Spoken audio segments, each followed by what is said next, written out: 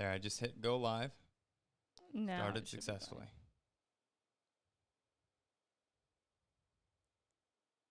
It says we're live. Hey, there we go. Let's go ahead Dun, and dun, dun. Turning my volume down. Well, that started instantly then because it picked up that first part. That's cool. Excellent. And I just got a notification we're live on Facebook. Rock and roll.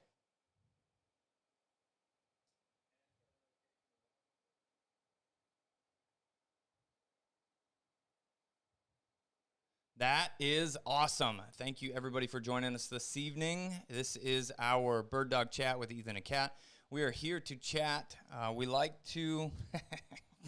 Bird Dog Chat. We're here to chat. We are going to do some check-ins. There's a few things while people are bopping in, and we're going to go ahead and read check-ins for everybody. Couple quick things. There are a lot of people bopping in. I cleared bingo cards. If you're asking right now, what are bingo cards? It's exactly what you're thinking. It is, in fact, bingo that can be played in the live, and we do a giveaway. We've been giving away a hat, just some one of these. This is our America Classic. Yep. Because that's classic, right? Also, this is kind of a fun announcement for the people that are here. Let's see. Are you on YouTube? Uh-huh. Okay. I'm on YouTube. So, kind of a fun announcement for the people that are here. We actually just put all of our hats on sale. So, there is that out there. And I don't think I need this computer for anything until a little later. So, Oh, you almost knocked the other camera off. It's okay.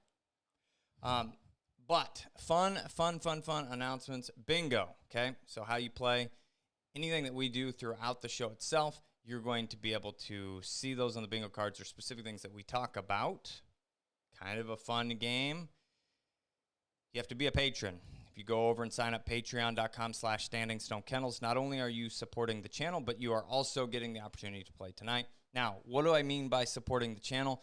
We like to thank our supporters, and patrons are the #1 supporter of all the things Standing Stone. So if you are enjoying or have ever watched or have any idea about any of the social posts or any of our videos, training videos on YouTube, any of the content that we put out does take time and costs money, equipment costs, all of these things. And we couldn't do it without our patrons.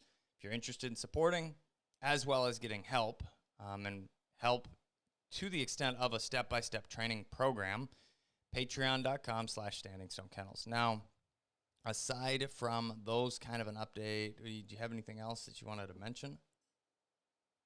You were all gung-ho about doing the intro tonight. You were I got this intro. I did it. You were scared. I just wanted to say the things. Oh, I was scared of what you were going to do? Yeah, always. Or whatever. I don't know. Yes, always. So, yes, you can go to Patreon to get your bingo card. I said that. All right, so this evening, yeah, there. Oh, Let there be light. Brighter. I had one of them on. I didn't know we needed both. Oh, yeah, we definitely needed both.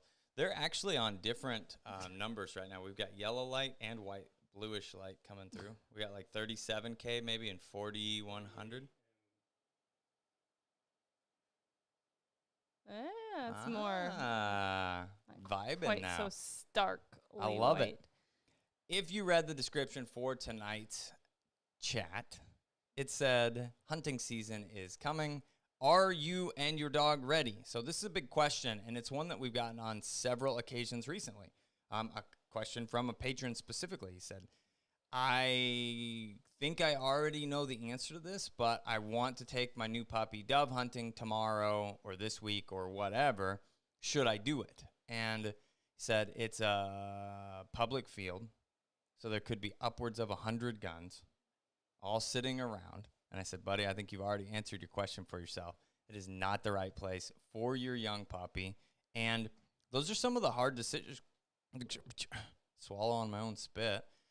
Those are some of the hard decisions that have to be made for the better good, right? For the greater good. For the greater good. We want to talk about a couple things this evening around that, but I'm sure that you have similar thoughts or similar questions, and that is what this is about. Then at the end, We will answer questions.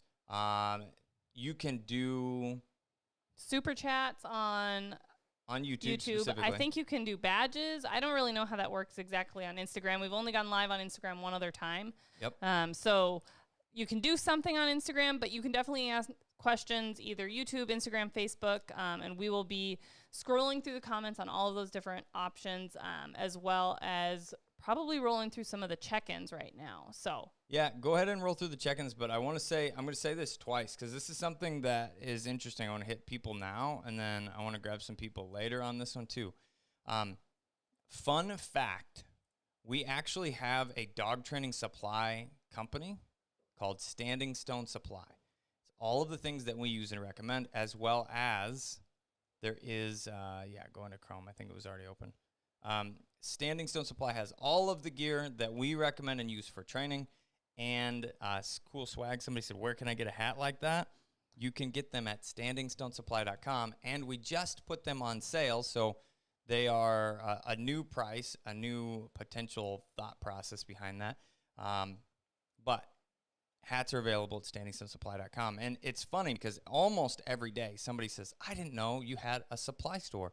That's so cool. Well, we try and talk about it regularly without being really commercially or promotionally all the time. Yeah, flip that over. That'd be perfect. Did you do it already? It's cool. So there they are. I'm staring at the screen on Instagram because Kat was looking up on YouTube or whatever to pull up those, and I didn't know what was happening at the same time. Let me just make this small out of the way. Hide it up over here so I got an idea of what's happening. Okay. But there you go. That's it. So on the supply store, we do have collars. We have med kits, which is a really cool thing that is drastically overlooked. There are a couple different ones out there, and I'm going to be a little biased here, but ours are the best. They are priced as reasonably as is physically possible.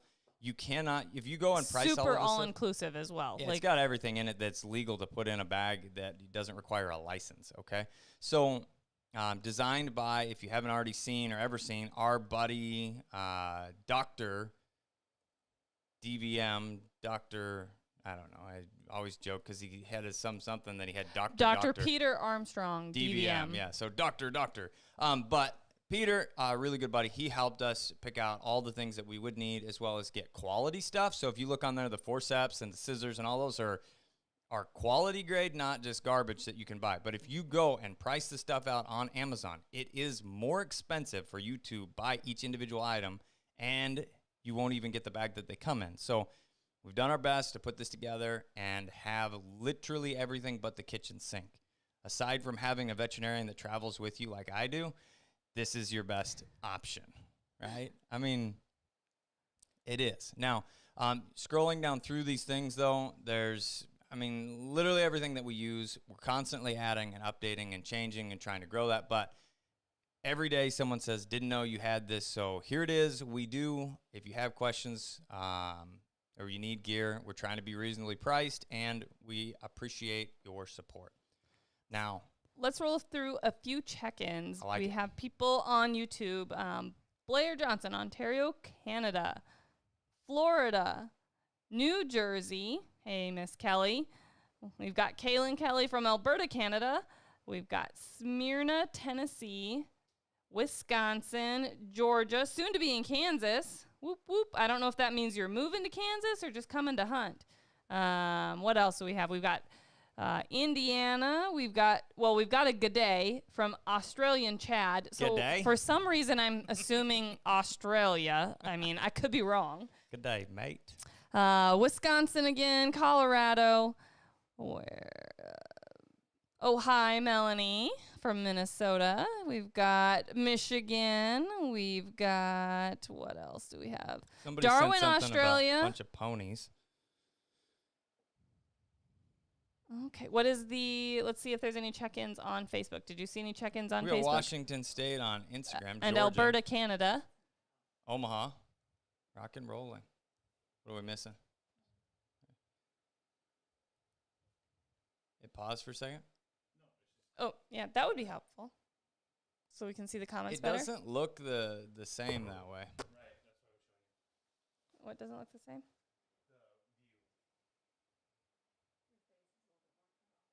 Yeah, it just moved. We don't need my face in there. Come over here, baby. Here, you be in charge of one of these comment sections. South Texas, Pointers Unlimited. Nice. Atlanta, Georgia, Pittsburgh, Pennsylvania, Texas, Omaha, Georgia. Others joined. 48 others joined. Washington State. My favorite is Cadabra. Somebody said, show me the puppies. Show me the puppies. We ought to do that. We could do a live with puppies. We just got to get them a little older. When they get a little bit older, especially because the Jane litter and Sam litter were literally born on the same day. So we have a litter of lab puppies running around here. Well, they're not running around yet. And we'll have a litter of short hair puppies running around all the same age so they can play together when they get older. Oh my gosh, it's going to be super adorable. That is definitely going to have to make it on a live stream. It's a great number of check-ins. I appreciate all of you for being here. Louisiana, not Mississippi. I know, and I just did all of the litter registrations, Leela, so I remembered that you're from Louisiana. So that's where your papers are getting sent anyway. I don't know. I had Mississippi stuck in my head for some reason. It's the South. Get some bourbon with just a few ice cubes. Oh. Got miss. So there's a bottle there. Just a small batch is open. Yeah. So we're talking about going hunting and getting prepared for hunting and that and where your first hunting trips and things are and, all that. So something that we did a couple years ago now is we've got a video on we put a video together about the prerequisites that you need to take your puppy hunting. And you need to have done a bird introduction, a gunfire introduction, and collar conditioning to recall. Those are must-haves. You need to make sure that your puppy is not going to be gun shy when you go out in the field.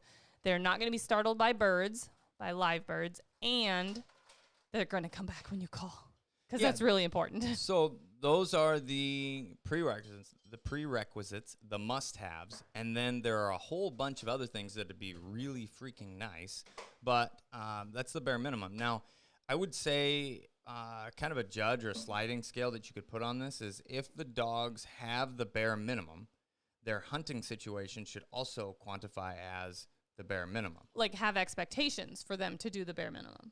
Is that what you mean? I mean that as well as, thank you, ma'am. I appreciate it very much. So this is E.H. Taylor small batch. Throw some checks right there with what anybody else is drinking, sipping some bourbon.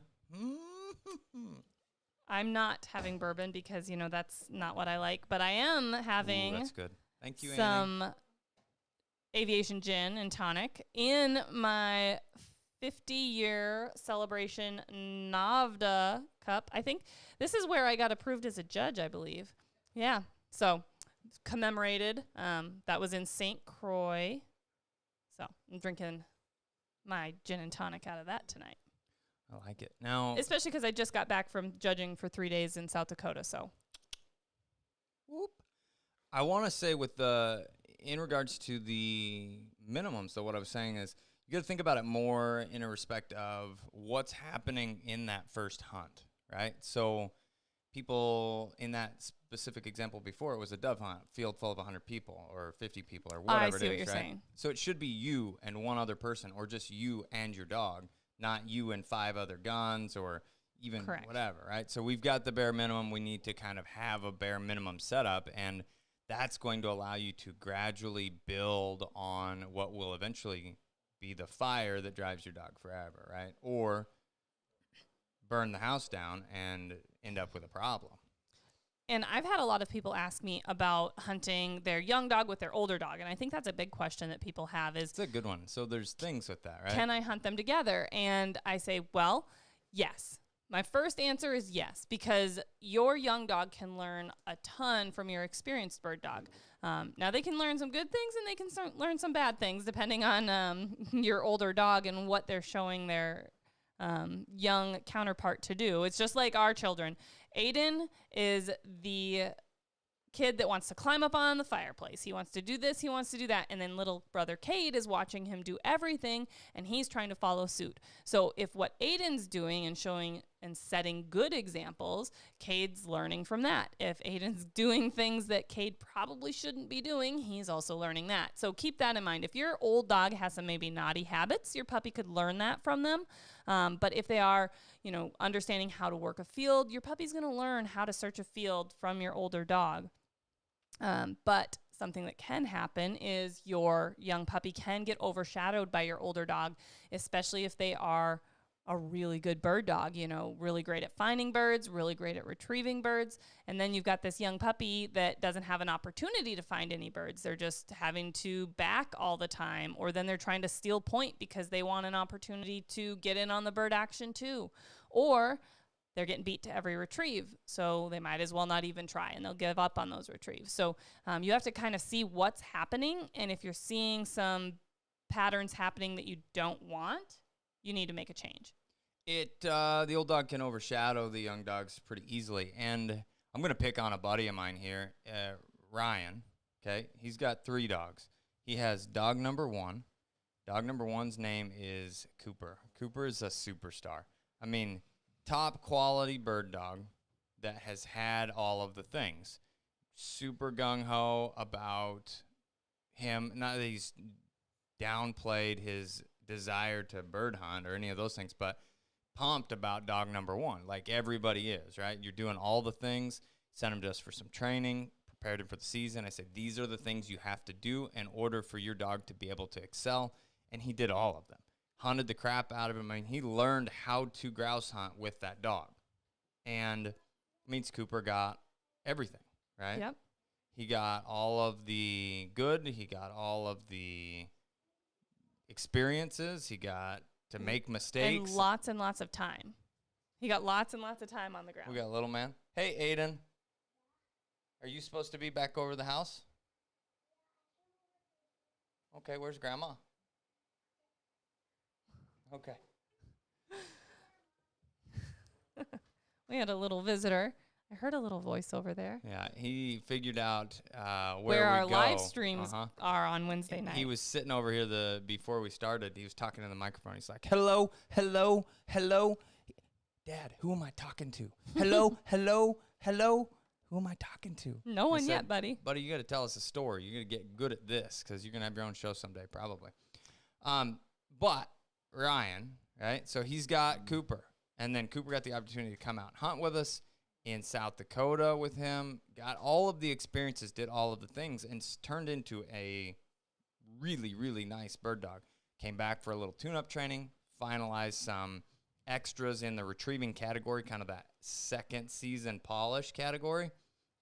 And then he got dog number 2. Now, Ryan owns Rogue. Anybody that's watching our videos have probably seen some of the Rogue dogs, our Rogue puppy series videos. There we go. Let's get words out. And he kind of fell in love with her, and when we moved her on, I thought that was a perfect place. I'd still get to see her and hunt with her and do all those things. And she's also awesome, super nice dog. So you put those 2 dogs together, which Cooper is maybe a smidgen older than Rogue, not a lot, just like 6 months maybe. Less yeah, than they're a year. pretty close in age. You've got 2 dogs that are very experienced, have a lot of things, very well trained. They fall into line, and there are places where he says that Cooper's a better grouse dog, but Rogue is a better pheasant dog, which is how they were trained, developed, raised. That's exactly what I was going to say is that makes a lot of sense. So now he's got Honcho, and he just picked him up for training.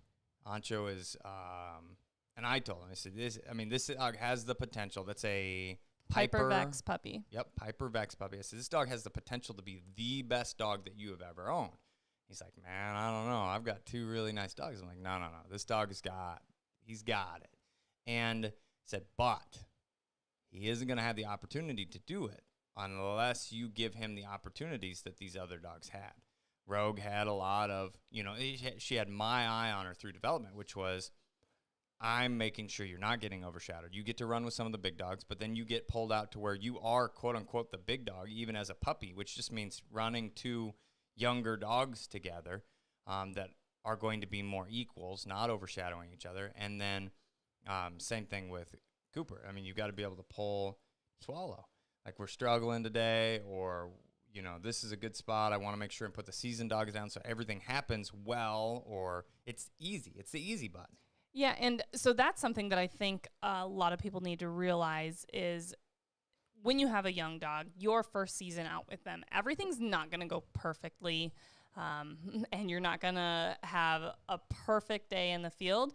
There's going to take some management. There's going to take some hard choices. Like, if your dog's out bumping birds and you start shooting those birds for that dog, why would they point?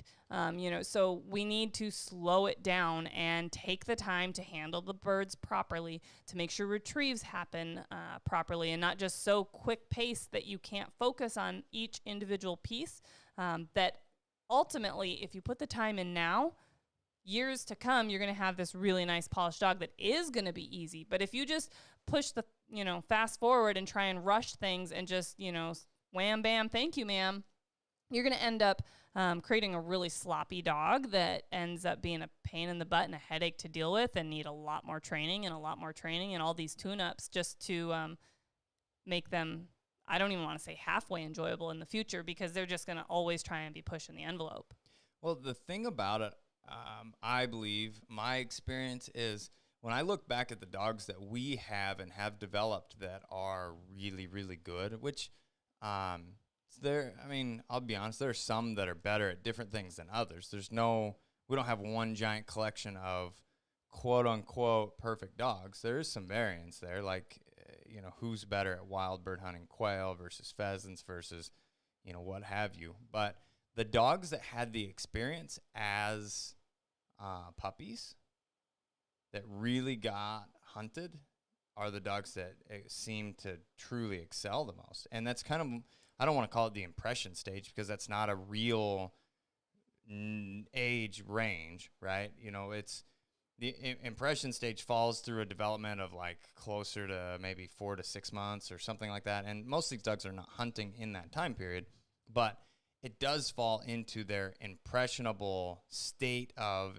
where they're just essentially a sponge. They're a sponge. Exactly. They're absorbing everything and taking in all of these experiences, and then and if they don't get to start that till they're older, they don't absorb it as well. I don't think. I mean, they just don't have the true. They don't develop the true knack for it the same way. And I don't know. So that's an interesting question, because I don't know if I necessarily see that, or I see what we all have as human perception and go, okay, this young dog, Thunder, for example. I mean, we took him out to Montana when he was 5 months old, and then you started guiding with him in South Dakota when he was 6 months old, and that dog was incredibly impressive. It was like, holy cow, this is a 5-month, 6-month-old dog, puppy, literally out here performing like a seasoned dog, right? Mm-hmm. So then you've got that perception of, wow, this dog is really impressive, which he is. But then you've got dogs like, let's say, Legacy and Clay, who are coming on 10, 11 months old right now. And so they're going to fall puppies, because they were winter puppies. Like, yeah. And they, they didn't get an opportunity to go hunting their first season because they were literally like 2 and 3 months old. So now they're coming into their first season at right around a year. And so to us, it's like, well, they're behind the ball, they're not as impressive because they're older. Well, that's not the case. They just haven't had truly the opportunity other than in training. So your human mind always wants to play those like comparisons, and this dog's better than that dog because they're doing it faster. But we have to take into consideration all of the pieces that, played a part in the picture we're seeing. See, the thing that I'm talking about, though, is watching the development different, right? So these young dogs like Thunder coming into the first season, he had the bare minimum, and Shock was no different last year, right? I was thinking on my way to go hunting with her, I was like, wait a second, did I do a gunfire introduction? I don't even remember. Yes, I had, but thank goodness we could confirm via a YouTube video. Yeah, whoa. But it's one of those things that those dogs get the opportunity to learn in the ideal environment, where dogs like Legacy and Clay, they're learning all of the pointing and finding birds and all of these things on pen-raised birds in the yard. In training. Right? Instead of like in the real world experience. Correct. If you will. So I think it's different. I don't know that, I'm trying to think of who we have that was a winter puppy.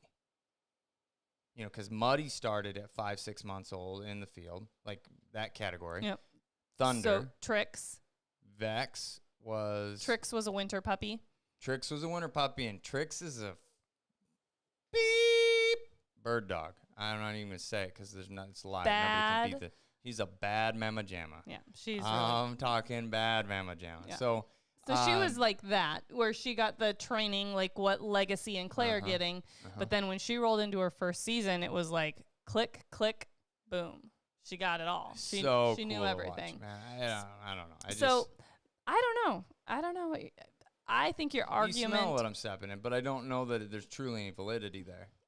Like I said, I disagreed with his point. So. And then it wasn't a point. It was just a topic of your conversation. Perspective. And I said, I would like to have the other perspective. Sure. So who else do we have other than Trix that had be more of a winter puppy that maybe had their first season? Who do we else have? Hazel, Splash. They were young. They were born in June. Okay, so Splash was, but Hazel wasn't with us. So Splash went up at like late season hunt at 5 months old or 4 months old. She was a little puppy. Itty bitty thing. Just going along for fun. Yes. And she pointed a bird. Yeah. Like, where does Splash go? She's back there in the cattails on point. Pointing a bird. Yeah. Mm-hmm. So we don't have a ton of winter puppies that we've kept. I guess Clay, Legacy, and Trix are the ones that I can truly think of.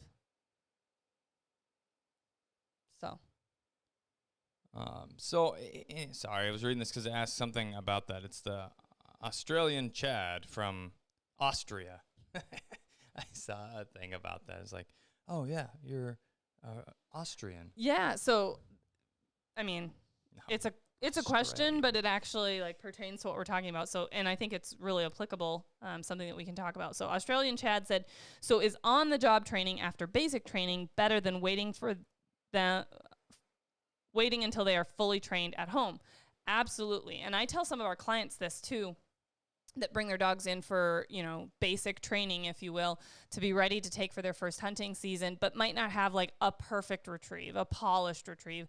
They're a natural-esque retriever, but the birds aren't always getting back to hand, presented perfectly. The dog might be a little munchy, but we're rolling right into hunting season. And instead of taking another 2 months to do a trained retrieve and polish that retrieve and just perfect it, I recommend to those people, I say, hey, you're going to miss out on 2 months of hunting opportunities and experience that you're not going to get back on these young dogs. And that's not worth it. Yeah, not worth it. Take your dog hunting. Get them the wild bird experience of tracking, finding, pointing birds.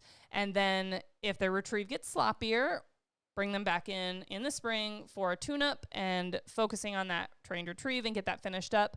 And then come into your second season with that much more of a polished dog. But you can't make up that loss of experience that you gave up just to finish and polish the training, in my opinion. So all of those things being said, coming kind of full circle in the conversation here is just that preparing young dogs for their first season, it's important to have those bare minimums, which are, again, just to reiterate, bird introduction, gunfire introduction, and a reliable recall. Typically, we get that through collar conditioning.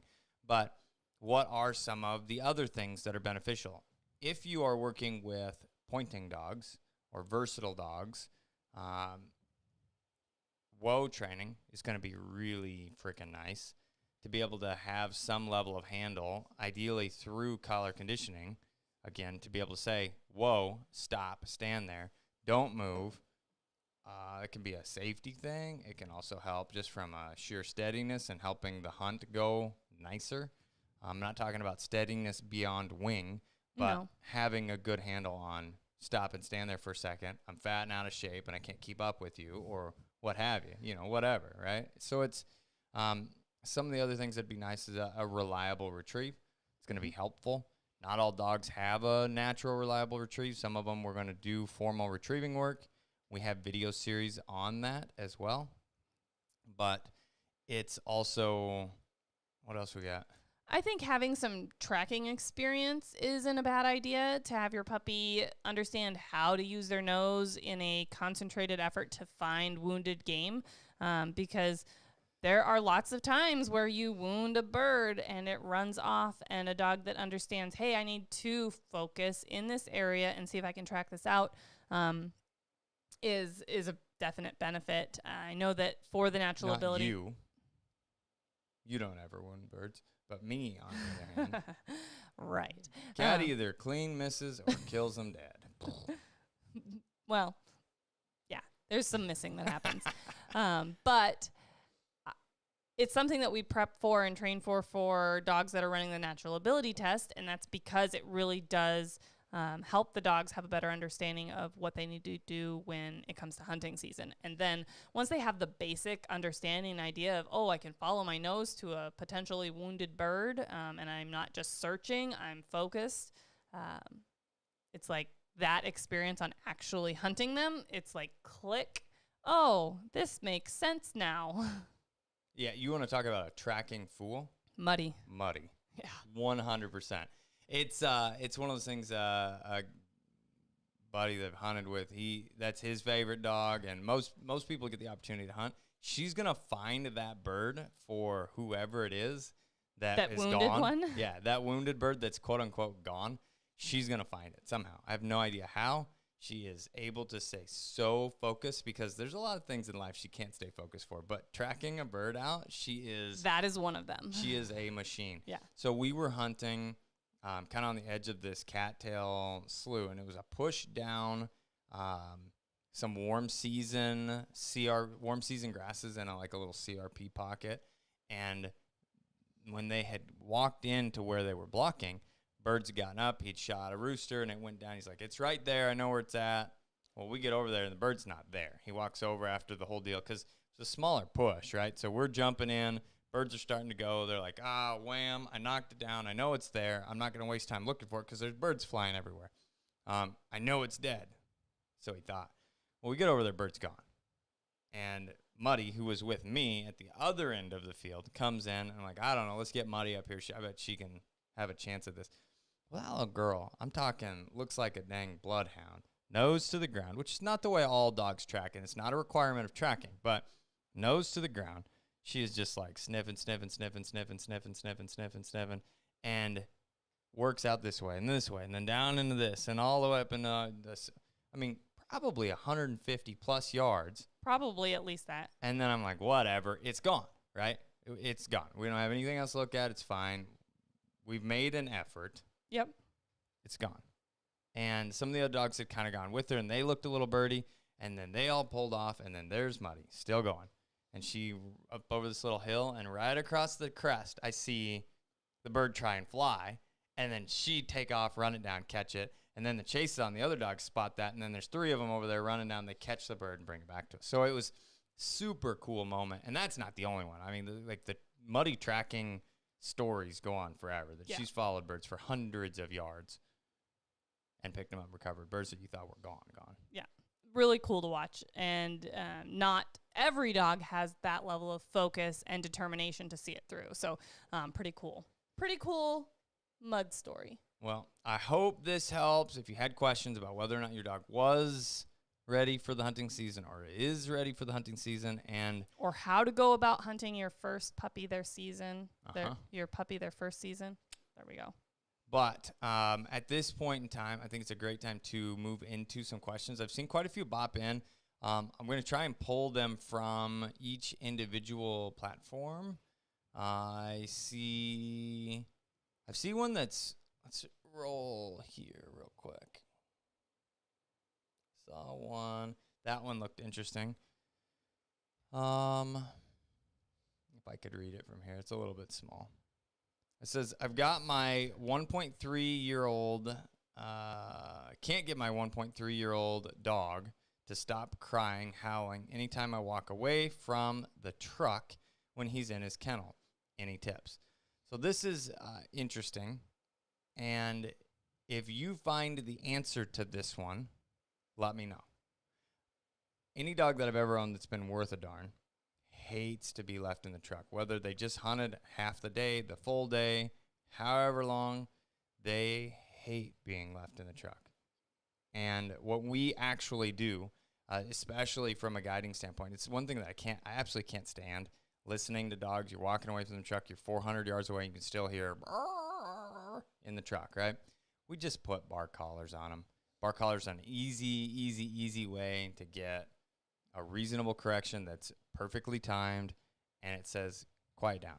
And then they don't test it after a handful of corrections, very minimal number, and just put bark collars on them.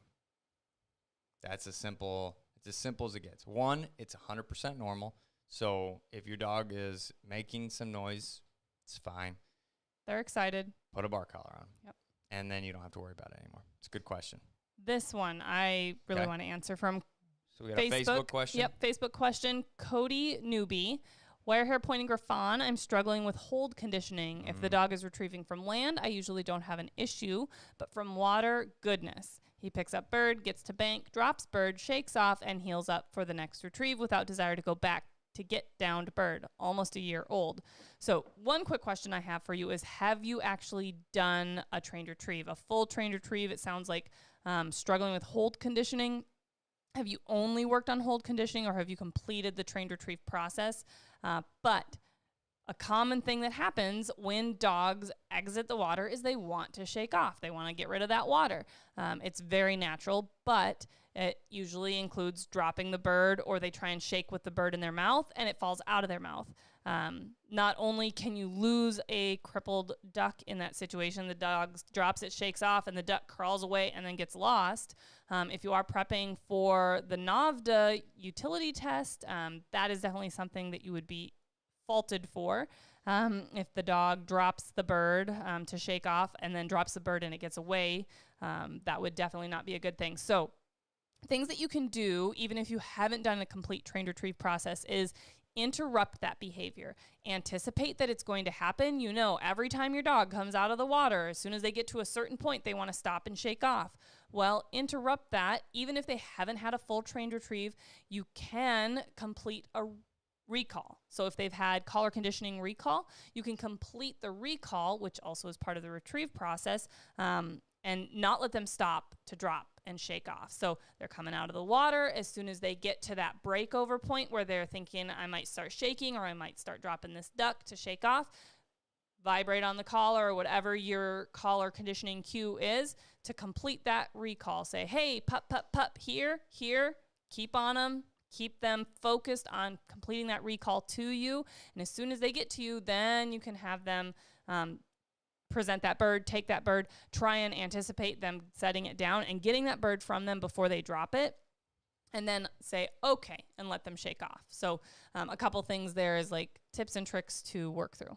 Yeah, so it's the fact that dogs can only think about one thing at a time, and their thought is, I need to get the water off of me. It's a natural reaction. I mean, it's more of a reflex for them than it is anything else. Can it be worked through 100%? Another way to look at that would be the utilization of, it's called indirect pressure. Okay. So if you know, a lot of times people are thinking about direct pressure, applying something to make a correction in regards to the thing that's happening, right? So they're going to drop, and you want them to fetch, or you want them to hold. So and you apply collar pressure in regards to that, right? So that would be direct pressure for the situation. Indirect pressure would be collar for recall or collar for healing, like here, heel, and you're applying pressure to that, which is pulling the dog's focus to a different task, and you're not actually applying pressure to the hold or fetch category. You're applying pressure to hear and heel, which kind of cuts through their thought process of, I need to set this down. I don't have time to do this. Yeah, this, not that. So think about this, which is coming to me, completing the recall. Correct. Get into a heel, not that, which is drop the duck to shake off. Now, the key to it is you need to have some level of handle for all of it. And as much as it's quote unquote indirect pressure, the collar on the dog's neck ultimately means everything. By the time that they're finishing up training, collar on their neck pretty much means everything. So that means here, that means fetch, that means hold, that means whoa, that means sit, that means anything you're doing. And they basically are reading the context of the situation and saying, I feel collar pressure. I need to respond to, I need to do whatever I'm supposed to. But you do need to, exactly like you said, to kind of interrupt that thought process. But being prepared for it is key. Yeah. Because you can't, whatever they're doing, they're conditioning themselves. And if you can't break that cycle, you're never going to get past it. So it's a good question. You got anything on YouTube? Yeah, a couple other things that I want to hit on real quick. But I wanted to say to Skylar Bear from Utah, Ace got a 110 on his NAVDA natural ability test last week and going grouse hunting tomorrow. So it's like Christmas Eve. Well, congratulations. Heck that sounds yeah, that's awesome. I also wanted to mention, Justin, you're dropping off Zeke. So that's why you're coming to Kansas. Thanks for the connection. Sometimes my brain doesn't recognize names and people and dogs. I remember dog names a lot better than I remember people names. So we will see you this weekend. This one was a good one from Australian Chad again. Where can I find a good training timeline? I don't know what is best to teach my puppy next. There is no one anywhere near me to help with training. So funny you should ask Australian Chad, but there's lots of options for you. Our YouTube channel, for example, you can actually follow along step-by-step in playlists. So pretty simple to follow. Go to a playlist, a puppy training playlist, and you can follow it along all the way through. That's an option. Another option for you is if you want to join our online dog training community on Patreon, which is also where you can get the Bird Dog Chat bingo cards that we play every Wednesday night. It looks like there's like 20... Couple people playing right now. 27 people playing Heck right now. yeah.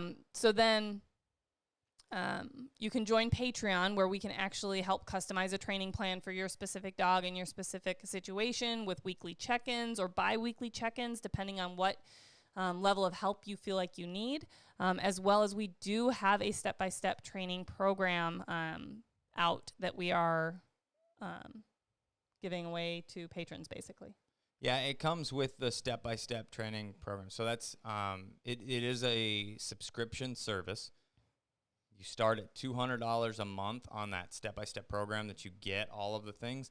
But that includes a bi-weekly video chat and check-in, kind of where either I'm going to watch a training session with you and kind of help through some struggles, or we sit down and have a conversation on where you're at, where you need to be going, and kind of fill in the blanks for any questions you have or anything doesn't kind of follow that straight through path. And then the top tier, you can do weekly. We can check in every single week on where you're at and where you need to go from there. So it's a cool setup. It's basically is the closest thing that you can get to actually being able to come out and work with us on a regular basis. So this is a good question. Sorry. No, you're fine. From Jake Takasik. I own a 19-month... Is it Takasik or is it toxic? It's literally taco sick. Okay. Spelled taco sick. Just the way you kind of said it, I was like...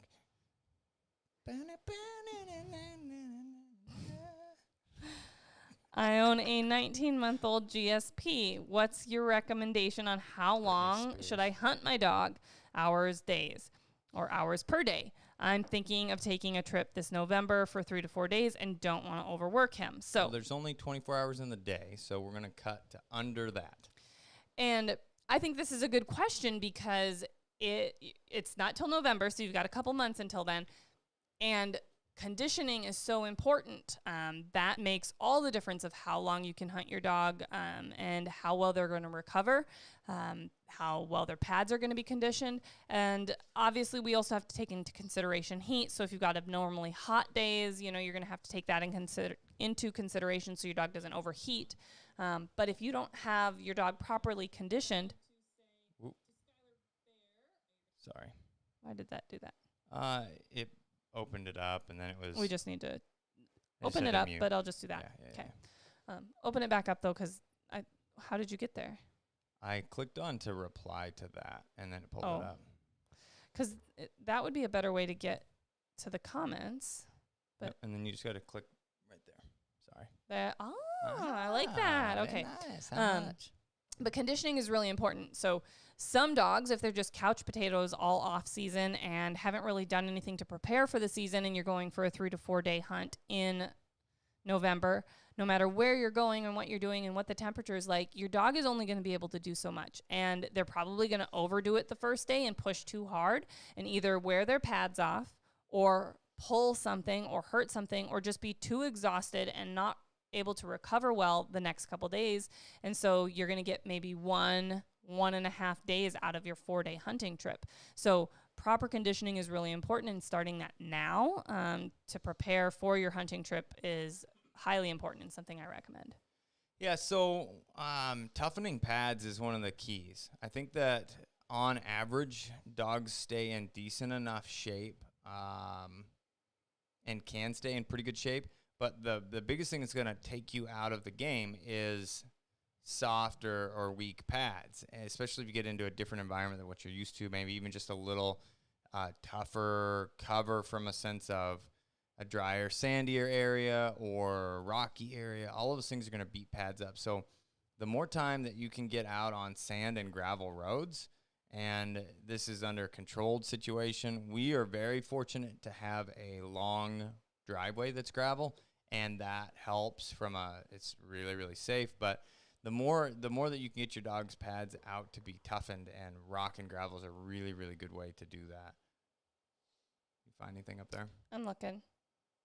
We're trying to get this all to where we can do it, but Instagram is tough. They want cell phones, so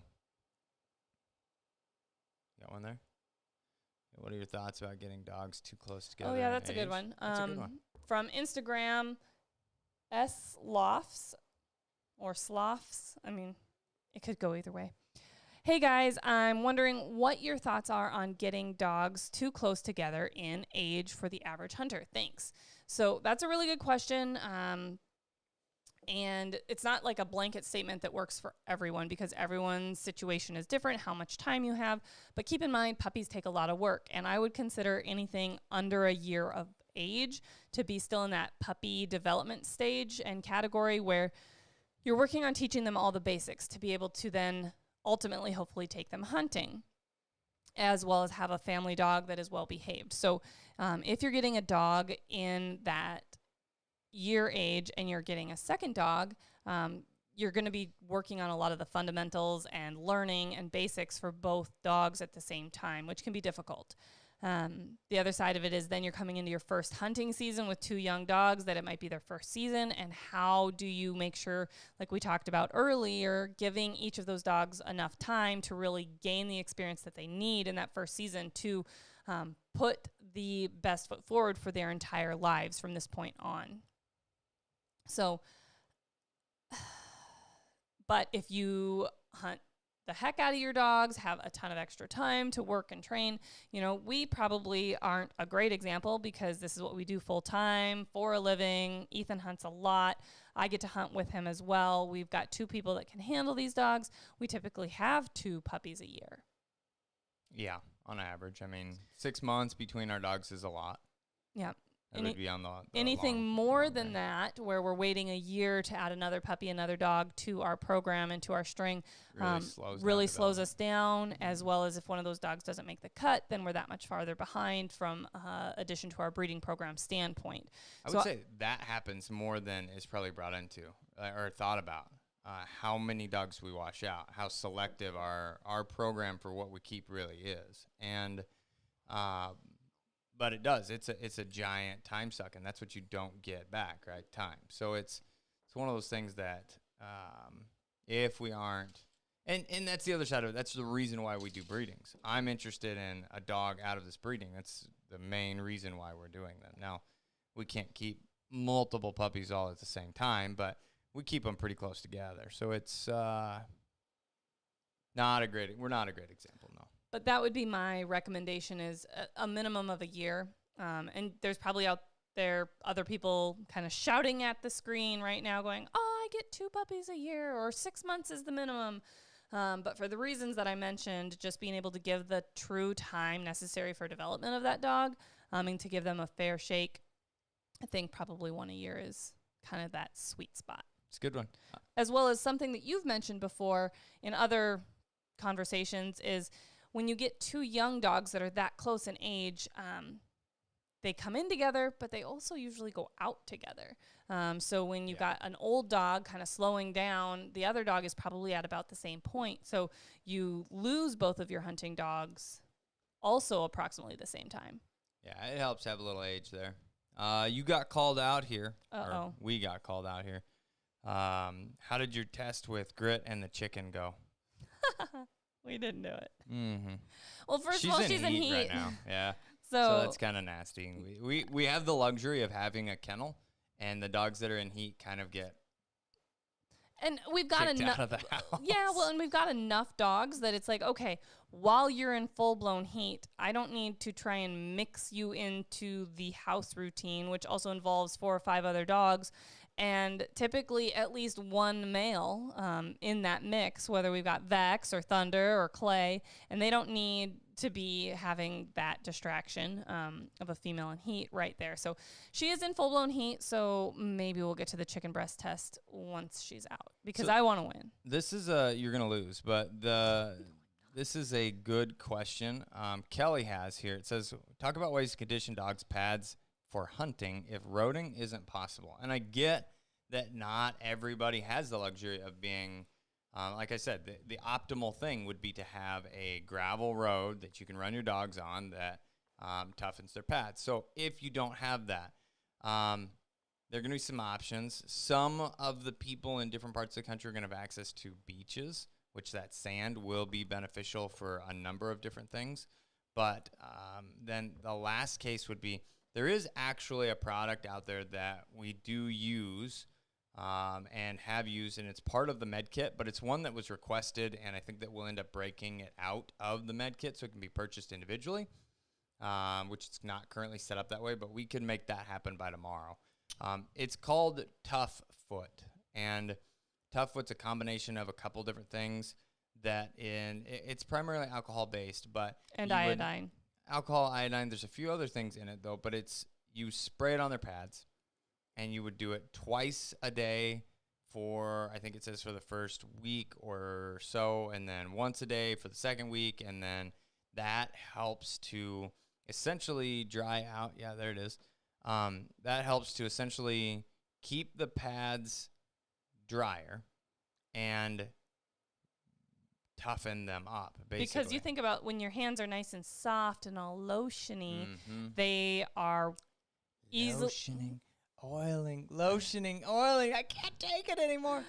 Yeah, that usually ends up making your hands really soft and supple and easily torn, worn, blistered, that sort of thing. You remember when you used to put lotion on your dog Boots' pads? Because it's like, oh, they're so rough. Yeah, that was our first dog when I was in junior high school, and she was a rescue. Yeah, yes, I do remember that. Sure, but... it didn't, and honestly, it didn't help. Like, I don't think I could have put enough lotion on that dog's pads. She's farm dog. She was out rolling. Yeah, she was. So there was a question here. Did you have anything else to add? Just Tough Foot. I know. I need a new microphone cable because I do that all the time, and it crinkles it. But then I'm like having to like... No, you can be this far from the microphone and you'll be perfectly fine. Okay. You don't have to lick it. Can you guys hear me still? I feel like I don't feel like I can hear me. Well, guess what? Now talk. Talk. Maybe turn my headphones up. Oh, that's the problem? Can you hear yourself better now? Yeah, I can hear you a lot better now. Ooh-wee. Ooh, doggy. All right. Question. Oh, that's so much better. I kept thinking I had to talk a lot louder, but it was just because my headphones were turned down. Perfect.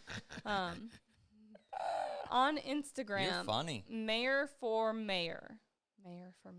I got it. That's funny. My 1.5-year-old Vishla will freeze anytime in e-collar training, even with the mildest correction, and specifically with page vibrate, so it's been challenging to train recall and retrieve. Any tips?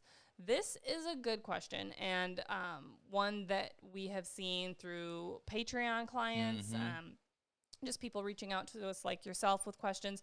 And it's pretty common for dogs to feel that collar conditioning, whether you're using vibrate or the page tone or stimulation, to freeze to that because it's startling to them. They've never felt it before, and they're like, oh, what is that? What is that? I can't move. This is weird. I'm uncomfortable. And then as the handler, you don't know what to do. How do you get your dog from point A, where they're frozen, to point B, which is me, where they're supposed to be for this recall, if they're just going to stand there and freeze? Well, I'm going to turn the collar off because they're not moving anyway. Well, then they just learn, oh, the collar shut off, and all I did was stand there and freeze, and then it's off. And that must have been all I needed to do, was just hold out and freeze here for long enough, and it would shut off. So they're not learning what actually shuts the collar off is by complying with the recall behavior.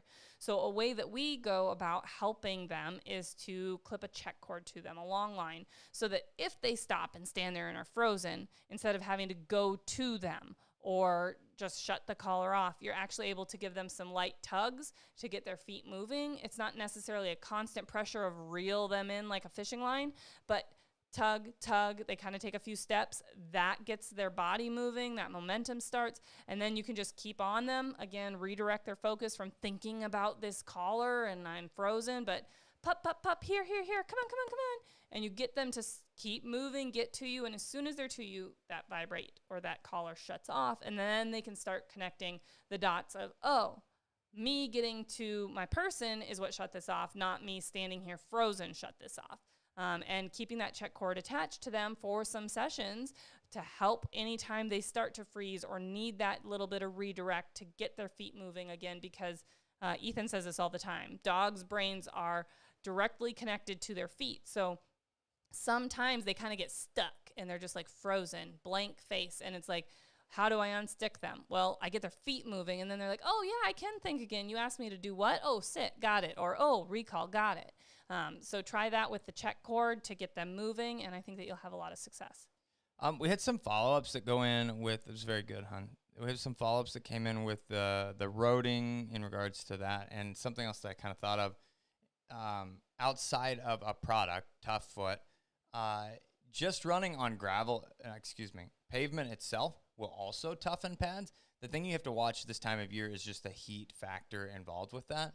And it's probably easier to run pads off on pavement specifically than it would be on the gravel, maybe. And then the question below that in regards to it, so just what I'm getting is just running on pavement. There is texture to that, and that's going to help toughen pads up. Then the next question was, can you overdo it on gravel? And the answer to that is 100% yes. You've got to work into everything, and it takes the ability of building up and conditioning over time. Right now, our dogs are doing just shy of a mile, 3 to 4 times a week, down the driveway and back. That's it. Could they run more? Some of them, yeah, they want to run more. They're not going to be allowed to run more because that's how you blow pads off. And then once you blow pads off, it takes a long time to come back. So we run down, run back, and we'll build that up for, probably 1 more week, and then I'll go to some of the dogs that are ready for it. I'll go 2 laps, and they'll get that. Or we may be able to like roll the trailer down there and do 1.5 laps or something like that, and then just end at the end of the driveway. Something to be able to build up gradually enough. And there are a few dogs that feel like they want more now, but yeah, if you push too soon, 100% you're gonna run those pads off, and it takes a long time to heal. It's no different than any other blister. So that's where the Tough Foot will come in handy too, to kind of help fix that. And I just wanted to mention thank you to Mayor for Mayor. They bought our first badge on Instagram, and that was who I just done their question, and I didn't even see that they had done a badge. So rock and roll. Thanks. Let's see here. We've got time for just 1 or 2 more, and then we'll call it a night. Do we have any bingos? Sorry, I just thought of that. I bet we're close. Let's see who's in there. We gotta be getting close, don't we? There's a couple that are close. Okay. Try not to look at them so that I'm not avoiding or automatically calling things out. But I just want this to be organic for y'all. Organic. This is a quick one. Yulk13683.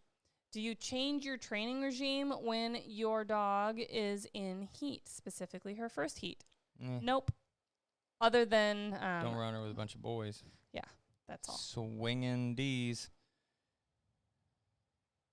Oh, here's a fun one. This is an argument that gets passed around a ton. And it is, what are the advantages versus disadvantages of a big dog versus a small dog when hunting? So here's the big dog, small dog. Some people will say small dogs get around easier and they don't wear out as fast and they cover ground better and they're lighter on their feet so they hold up longer and yada, yada. And then they'll say big dogs crash through cover better and they can handle the thick stuff and they can blah, blah, blah. So I've had the opportunity to own both ends of that spectrum. And I wouldn't say really, really big dogs. From a short hair standpoint, pretty big. You know, pushing 70 pounds on a short hair is considered fairly large. It's not the largest short hair ever created, but it's a big dog. On the other end of that spectrum, we've had some mid to low 40s, full-grown adult dogs, and that's on the smaller end of the spectrum. Are they smaller? Yes, but we're touching both ends of the spectrum of short hairs there. And I can honestly tell you that it's going to come down more to conditioning, the individual dog's heart, and heart and grit kind of play into that category of, do they want to keep going? Do they not want to keep going? Do they have the desire to keep driving and kind of ignoring those things or not? So it's a personality thing, not a size thing. It's also not a male or a female thing. It's just an individual dog thing. And I don't want to say, I don't want to poke bears here, okay? But I think that a lot of these generalizations are built off of people that don't have a large enough pull from the experience category. So they're mostly owned large dogs, so they say large dogs are awesome. And the other people have mostly owned small dogs, so they say small dogs are awesome, or whatever, right? Or they had one small dog, that wasn't necessarily an actual good sample because maybe that small dog was from a line or breeding that lacked drive and desire. So correct. Now they just don't really care all that much, so they're not going to expend a lot of extra effort to try to break through the cover. Or vice versa, you know, a big dog, same thing, from lines that the dog's just a little less driven. So when you're comparing actual apples to apples, I think that you would see what Ethan said. Yeah, it goes hand in hand with the whole male-female conversation. All of it, they become gross generalizations, and they are just that, right? A generalization that doesn't necessarily apply. Now, there are some things that are true. Small dogs are a bit easier to have around. I mean, they're smaller. They take up less footprint. They load in a smaller crate, okay? The crate takes up less space. On average, smaller dogs eat a little less food than bigger dogs. But that still comes down to metabolism aspect of things. But still, there are a handful of things. Big dogs are bigger, right? I mean, they take up more space. Outside of that, I don't really think there's a lot of validity to arguments on who holds up better or doesn't hold up better, until you get to a retrieving category, and a 40-pound dog is going to struggle with a greater Canada Goose. A 70-pound dog is going to have a much better shot at handling the big bird. Outside of that, I've seen Cocker Spaniels retrieve everything up to light geese with gusto, and that's talking about a 25 to 30-pound dog. So all of those things come down, outside of that, come down to heart. Everything else comes down to the physical ability to be able to do it. That 40-pound dog or whatever can't actually pick up all of the pieces high enough off the ground to not interfere with their ability to still move. So it's, you know, those are the kind of things to keep in mind. Outside of, if you're looking to hunt big birds, a bigger dog's going to be helpful to an extent. That's it. I have a question on Instagram that All I right, thought we'll would call be good. this one the last one. Last one. Okay. WA bag 1. Bag 1. I don't know. Hey, Standing Stone, on place training. How do you progress with time in place? How long should I be making my puppy stay put? This is a good question. So one of the things that we like to do with our young puppies, even before we're actually starting, clicker training and teaching them the cue place or the behavior of getting on their dog bed through positive reinforcement, is just free shaping that behavior in a sense of, hey, look, here's your dog bed. Here's a chew bone. If you're going to go spend time chewing on your chew bone, you're going to do it on your dog bed so that they start learning, hey, this is a cool place to be. I can relax here. I get this special treat here, and I can stay here for a considerable amount of time. How long does it take a puppy to chew up a chew bone? 10, 20 minutes. So then once you start that clicker training process and you start introducing the cue and your puppy can go to their bed, keep in mind that the clicker not only marks the behavior, but it ends the behavior. So if you're clicker training your puppy to go get on their bed and they get on their bed and you click, good job, puppy, well, then they're released to get off exactly when that click happens. So you can start building on duration through positive reinforcement that way, where you hold that click longer and longer, and you can start expecting them to stay longer. But it is also something that they're puppies and they're young and they only have so much attention span. So, they stay on their dog bed for 10, 15 seconds and nothing's happening. And they're like, certain point where positive reinforcement is now no longer enough to keep them on their bed for a long enough duration, especially when you start what's the word I'm looking for? Adding distractions. Sure. Introducing? Introducing. There we go. Introducing distractions. I knew it was something with an inter. Thanks, honey, for thinking for me. That's when communication. Yeah, that's when collar conditioning starts to play a big role so that you can hold them accountable and say, hey, go to your bed, now stay on your bed. If you get off your bed, you're going to feel the collar again. So we start that process through positive reinforcement where they're getting on their bed for clicker training, then negative reinforcement where we're sending them to their bed with the collar. And then we actually move into, once they have a really solid understanding, positive punishment where, hey, you're on your bed, but if you get off your bed, you're going to feel the collar again until you get back on your bed for making the mistake. I like it. So the last thing that I need to talk about, and this will be it'd be a short little quip, right? Because we don't have any bingos. Weird. Do we have any bingos? Nobody's bingoed. Nobody's bingoed? No bingo bangos this week. All right. So kind of a fun thing, the racing pigeons.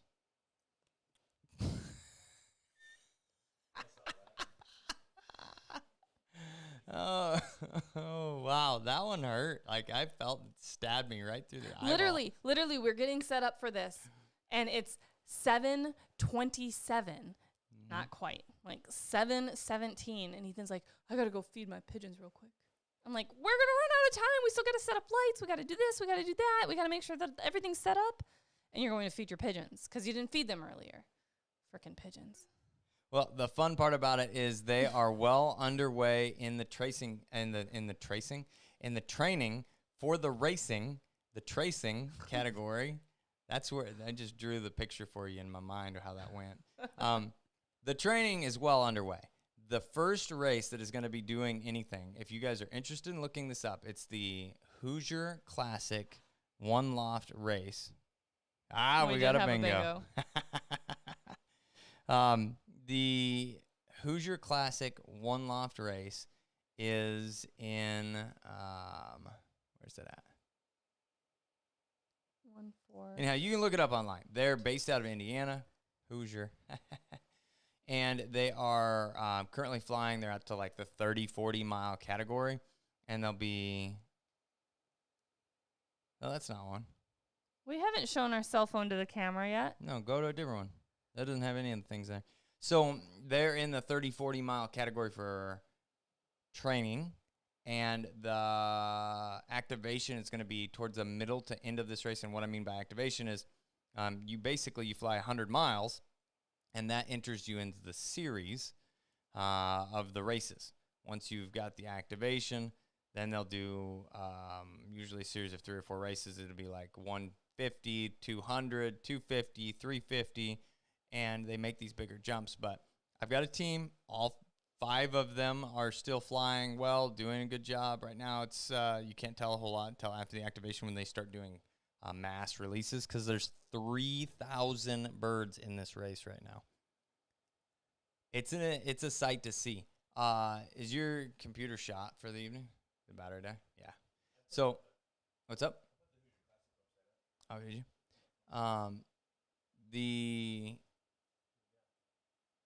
Pull up just one quick, just do Hoosier Classic on YouTube, and it'll show what a release looks like. You can see an activation race from 2000 whatever. This will be the last thing tonight, just to show you kind of what about 2,500 to 3,000 birds looks like coming out of one of these racing trailers. This is really cool. And I will admit, it is really cool. It's really cool. It's like overwhelmingly cool. Even if they're pigeons. Sorry, Instagram, you're not going to be able to see this. If you want to see it, you need to join on one of the other streaming platforms that we have the ability to show stuff. Doll this stuff up here. Is it rolling? Fancy Yeah. Oh, yeah. Look at that. Would you just look at it? Will you just look at it? What does it say that activation is or whatever? Or race? It doesn't really matter. That's a lot of birds. And you see them just blow out of that trailer. They do one flip of one switch and there they go. There they go. They come up in a couple groups there and they're off. It's mesmerizing. Now, does everybody want to play pigeon racing? Not necessarily, but it's really cool to watch. I love watching the pigeons. So, thanks everybody for joining us this evening. We appreciate the support. We appreciate the questions and spending your Wednesday evening with us. I'm Kat, the dog trainer. I'm the guy with the pink gun. We'll see you next Wednesday. Bingo bango, baby. And maybe we'll have a bingo bango next week. That's a ton of birds. Yes, it is. Isn't that cool?